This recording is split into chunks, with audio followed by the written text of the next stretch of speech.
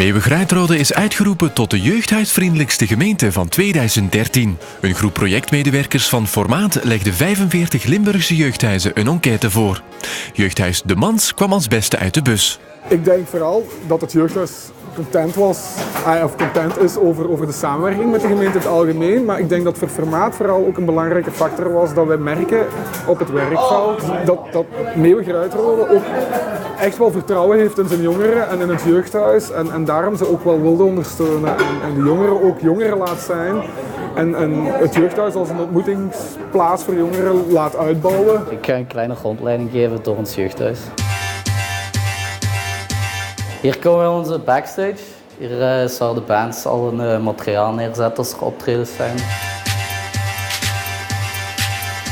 Hier laten we de bands eten als er optredens zijn of vergaderen we ook. Hier hebben we onze repetitieruimte. Hier komen we dan op ons podium.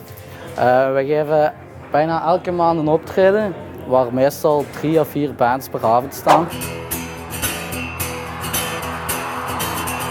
Het gemeentebestuur is uitermate tevreden met deze prijs. Een afspiegeling van de manier van werken van het gemeentebestuur ten opzichte van de verenigingen. Vandaag in het bijzonder van de jeugdbeweging, of in het bijzonder zelfs het jeugdhuis, is wat wij als gemeentebestuur heel belangrijk vinden. Wanneer we bevragingen doen in de verschillende deelgemeentes bij de jeugd van wat hebben jullie nog heel erg nood aan, dan komt het woord jeugdhuis, ontmoetingsplaats voor jeugd altijd weer aan bod. En we zijn dus heel erg blij om een jeugdhuis zoals De Mans te hebben en dat we daar ook veel tijd en energie mee in kunnen helpen steken.